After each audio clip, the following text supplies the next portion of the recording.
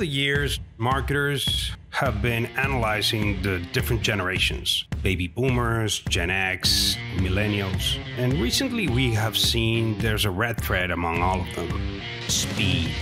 They all want everything to happen now. My name is Francisco Serrano, and I am the Chief Speed Officer at One to One and the host of the Now Gen podcast. Join me. Each episode, we talk about what's happening with brands, see how brand professionals across different industries cope with this fast-changing market, and live up to the expectation of this now generation. Welcome. This episode is brought to you by One to One, the fastest day-to-day design, content, and digital studio. One to One has been the premier partner for many Fortune 500 companies, proving that tight deadlines shouldn't be a hassle. Hey, hello, and welcome again to the Now Gen podcast. And today, I have a very special guest today. As you can see, I wore my number one fan jersey just to dress for the occasion.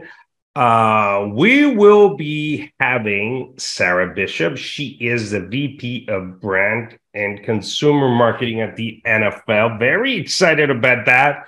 She will be talking to us about what is the NFL doing as far as marketing strategies and consumer-centric behaviors a brand should take in order to engage with the consumer. So very interesting what's ahead of us. Thank you, Sarah, for being here with us today. Thank you for having me. I'm excited to be here. Great. Yeah, we were chatting a bit offline, and you were telling me how great of a fan you are of the 32 teams that you are currently engaged with. But tell us, before that, before the NFL, where were you? How do you become where you're at today?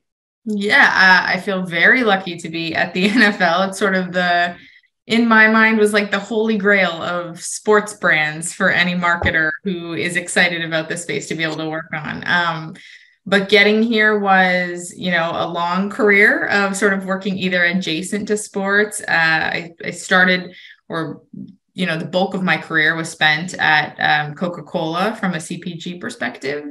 And then sort of got a little bit closer to the sports space with my role right before this. I was leading the marketing team for an MLS club in New York City called New York City Football Club, okay. As well as the American marketing for their parent company and their English Premier League club, Manchester City. So the other football, but have sort of been close to and understand sort of the changing dynamics from a fan base perspective across all sports as the world starts to change and as, the need to connect with fans on their terms becomes much more important. Yeah. And why so many sports in your life? Are you like a sports fan or do you practice any sport or?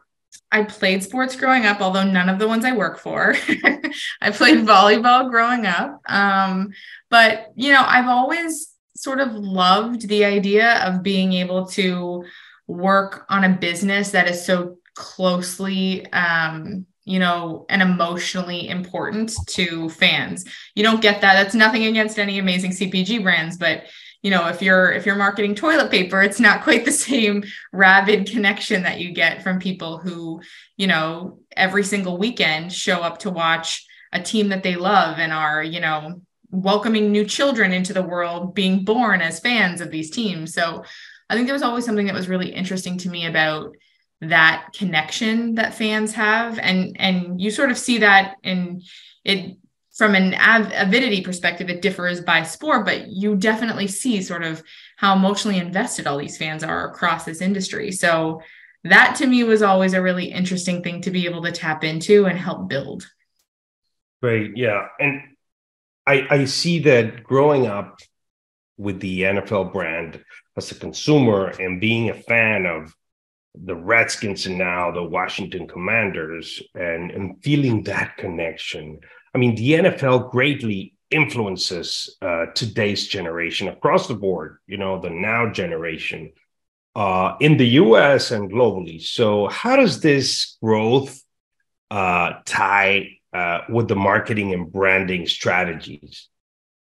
I mean, I would argue probably, and granted, I'm biased because I'm coming at this from a marketing perspective, but I would probably argue that, marketing is at the center of really helping to develop those connections and engaging fans. The product on the field is obviously incredible, and there are so many wonderful storylines throughout the course of any given season that fans are connected to, both on the team and player side of things. But, I think that I was always impressed before I started working for the NFL, and I'm even more impressed now that I sort of am behind the curtain seeing what's happening. I'm always really impressed about how the NFL from a marketing perspective is able to kind of build those, again, emotional connections with fans around key moments in the season, and also is able to continually innovate to kind of meet fans where they are. And that, either is like meet them where they are from a technological perspective, or even meet them where they are in terms of, the NFL fan base is changing. It doesn't look the same way that it used to look from a demographic perspective 10, 15, 20 years ago. And I think that, I'm continually impressed by how innovation continues to sort of be the red thread that ties everything we do from a brand and marketing perspective together at the league. And when you were talking about, I was thinking every brand wants a story to tell, wants content, wants to create. Sometimes you innovate and saying, hey, let's have more peanuts or let's add oxygen. In your case, innovation comes organic. I mean, just the experience of all the players and the, the game and how it's played and the every effort that you put in every play, that is content right there, and it's just generating itself, and that is creating that growth or that marketing message that you as a marketer you should use that to let the world know what's going on. And besides reaching to other countries around the globe, the NFL is also reaching out to different demographics, right? Yeah. So there's a lot of word out there in the NFL flag. So can you tell us what's the strategy behind that? And I'm a proud Mexican also, and I see that there's a Mexican in the top lines of the NFL flag, right? Yeah, I mean, I think I'm probably uniquely positioned also to answer this in full disclosure. My role within the brand and consumer marketing team is really focused on, all of the audiences that are huge opportunities for us to continue to grow with and introduce to the game and deepen that engagement with. So that is Latinos, youth, LGBTQ plus, and that community, as well as women and all of the intersectionality between all of that. And so I think that, the main sort of mission and vision that we're focused on is how do we really keep football at the forefront of culture in order to connect with all of those groups. It's not, as we look to continue to expand the fan base, we always say, like, this is not a translation play. You can't do what you were doing normally and then decide you're going to translate it and tick a box and job done. We're really focused with everything we do at connecting and activating against lifestyle versus ethnicity, and making sure we're connecting with these audiences through passion points that are really important to them around the game, not just within the game.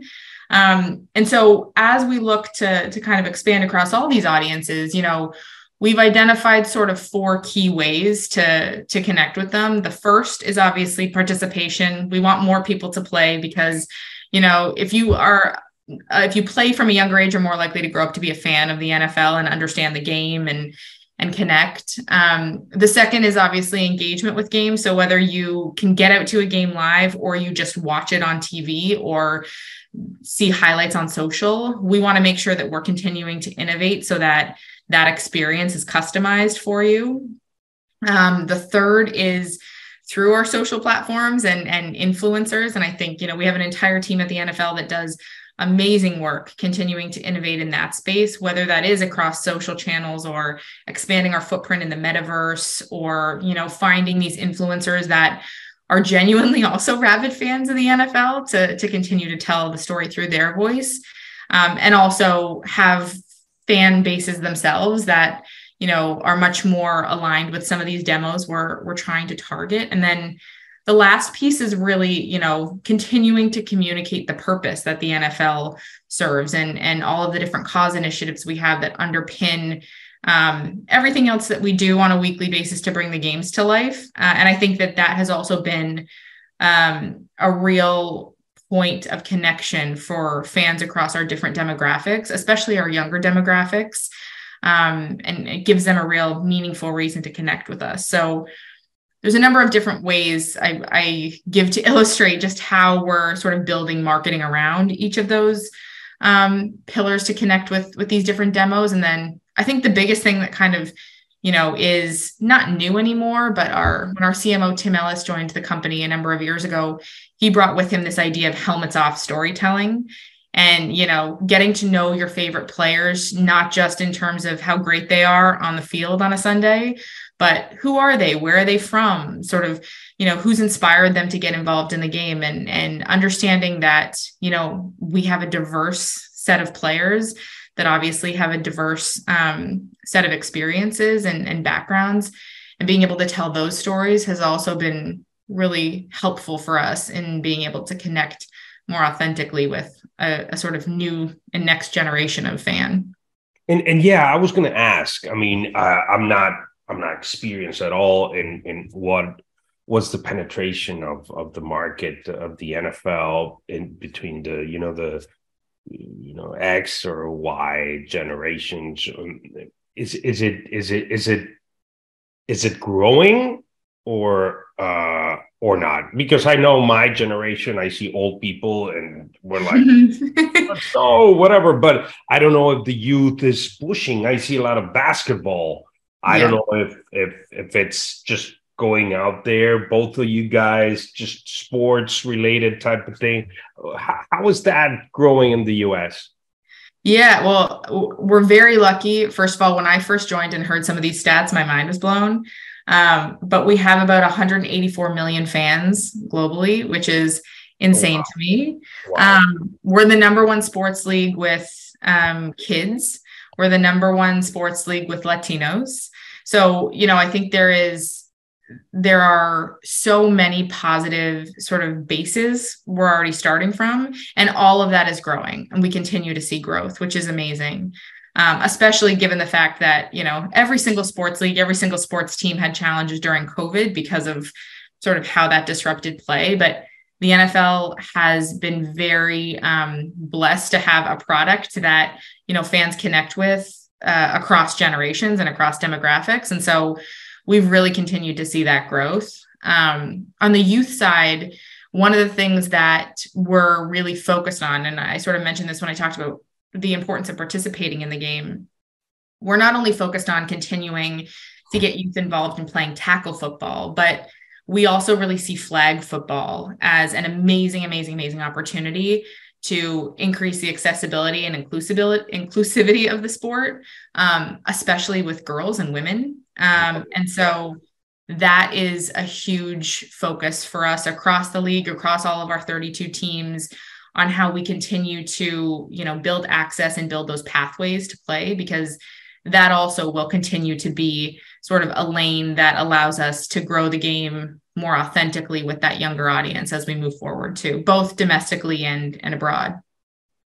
Yeah, I think that what you guys are doing with flag football, it just opened I was introduced to that formally when I saw the Super Bowl ad. I was like, are you kidding me? And yeah, that's that much of an importance is for the brand to put it out there. And yeah, it's like an intro to the game and saying you don't have to like tackle or be physical in a way that it's not that it's needed, because the NFL has taken a lot of hit about, the concussions and all that comes along with a lot of time doing that. But I feel that is like a way of saying you can still move your body, play the game, understand what's behind the game, because it's not just the hit. It's the Right. strategy of everybody participating and everybody doing their job in order to make something happen. And that is, from my perspective as a consumer, one of the keys that keeps me that when you throw the pass, it's going to fall and it's going to catch it, and everybody's doing their job, and that is just magical. It doesn't Totally. happen in any other sport. So Totally. And I think we've been able to, I mean, this past season was really special. I think when it came to how we collectively put that stake in the ground around the importance of flag football for, you know, the future of getting more kids involved. And I would say that, you know, the push for flag doesn't mean we're turning our back on tackle. Flag also is a great avenue into tackle for many kids also, which is amazing. But, you know, I think being able to show NFL active players, superstars playing flag football in the Pro Bowl and genuinely having a blast, I think yeah, was an amazing opportunity to give kids something to aspire to and allow them to connect with the game differently. And then you brought up the Super Bowl spot, but, you know, I also, as a woman who is in sports, nothing yeah, gave me chills more than seeing Diana Flores, who's the captain and quarterback of the Mexican women's national flag team, who happens also to be a world champion, sort of anchoring that Super Bowl spot. I thought that was such an important message, yeah. not just about the sport for everybody, but also for little girls to really see a place for themselves in the brand and to be able to start that connection from a young age and grow with the brand. I thought that was incredibly special and such an important message to be able to put out there. Yeah. Also, another thing that I have to say, it catch my eye is that the whole new array of merchandise, you know, and the way, I mean, look at this, you know, Love different it. colors. You have the what's it called, the one. So in this case, it's a player that, so it's tailored. So it's Yep. not an active player. So it's a player that was a defensive back, and it's there, and but also all the different intentions from the military, from, you know, save our troops, and Yep. you know, oldies, newbies, and that just, is that something that you guys use as a customer experience type of a way to gain more momentum with the consumer? Yeah, I think it goes back to what I was mentioning around the importance of purpose and cause. So everything you're referring to are sort of some of our cause related activities that you'll see show up throughout the course of the season on different weeks, whether that is Salute to Service or My Cause, My Cleats, where each of the players have customized, or participating players have customized cleats to kind of spotlight different philanthropic causes that are near and dear to them. To Crucial Catch, which focuses on, you know, cancer and cancer research. I think all of those are very important to us. I think because we feel like we have a duty with the platform and the reach we have to bring awareness to some of the important causes that exist across, you know, our ecosystem and across everything that's happening in the world. But B, because they give an opportunity to humanize our players and showcase the causes that our players really care about. And they also give us an opportunity for fans to get involved, whether that is through, you know, content and some of the user generated content, or that's through, you know, supporting some of these causes through merch. So I think that's definitely a focus. We also have a really unique program that runs at different points in our season, but really comes to life during Super Bowl, which is a capsule program called Origins that's focused on finding local designers in the different markets that we show up at during these large events and having them interpret merchandise through their own sort of lens. So, you know, when we were in Arizona for the Super Bowl this past year, there was an Origins capsule that was created with local Latino and Indigenous designers that sort of interpreted Super Bowl merch in a different way. And I think that being able to, again, create something that looks pretty badass, that, is really interesting to a younger generation, that's not your standard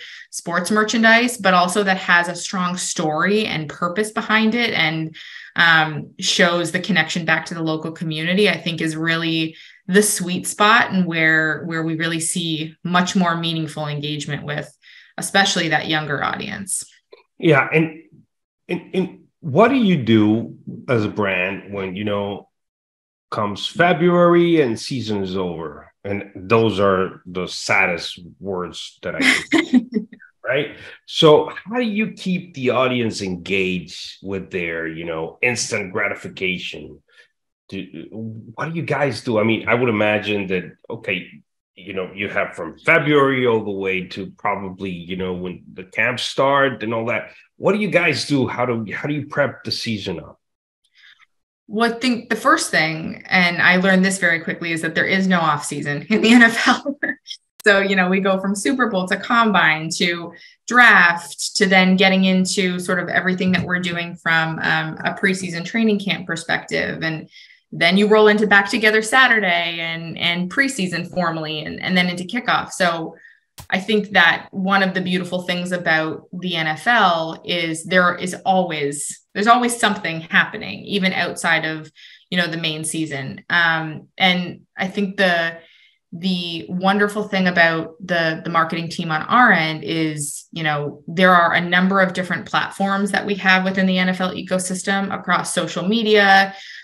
We have a presence, like I mentioned, in the metaverse. There's a huge amount of work that we do with influencers, both across our main events, but also always on. And then we have a real connection back to our players, both active and legends. And so there are a number of stories that we continue to be able to tell, and we have the platforms to reach the right people and reach our audience to be able to tell those stories. So outside of the season, when you don't have action on a weekly basis, there are still a number of incredibly compelling storylines to keep fans engaged and keep them informed and educated heading into the next set of key milestones. And then ultimately it primes them really well as we head into the new season. And I would say that, that's just from our perspective. There's also a ton of storylines that all of our 32 clubs continue to have and are pushing in the off season, again, to keep all of their fan bases engaged. So that's sort of our key to how we fill that time. But I would say, if you're an NFL fan, there is really no time that the NFL is ever silent. It's a lot to tell. Yeah. And what about games, video games? Is that something to keep? Is that something? I remember that Madden NFL, I was a huge fan of that growing up. Is that something that it's big now with the youth or tournaments that happen even though there's nothing going on? Is that something to keep some of the audience engaged? Absolutely. I mean, gaming is a continued focus for us all throughout the year, whether that is, Roblox from more of a kid perspective, Fortnite when we're looking at teens, or Madden, which, continues to be incredibly popular across multiple different age ranges. So I think, we've built platforms that allow us to connect with people and have them participate in the game, even if it's not physically, throughout the course of the year. So that definitely, gaming continues to definitely be a key focus.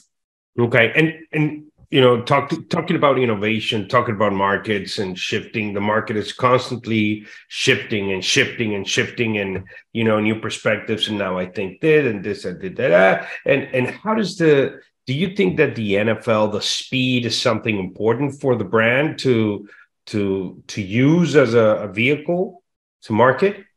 Yeah, I mean, I think it's critical. I think it's critical, to be honest, for any brand that you work on nowadays, and with sort of the continual change of preferences and, everything like that. But definitely it's critical for the NFL.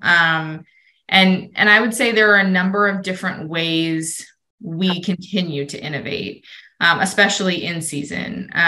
So we sort of focus on, 3 or 4 things, but more and better football, which is, something that happens on the field, more digital streaming of the games. That's been a shift that's been incredibly important for us, again, from a speed perspective, but to continue to keep up with changing preferences. So this year we pivoted our Thursday night football offering to Amazon Prime, having seen digital viewership sort of steadily increase. So that continues to be huge for us. We launched a direct to consumer service called NFL Plus, which allows us to, again, meet fans where they are and provides fan access to local and national games on mobile devices and live at a market, preseason games. So that continued to be sort of a focus for us as we innovate in that space.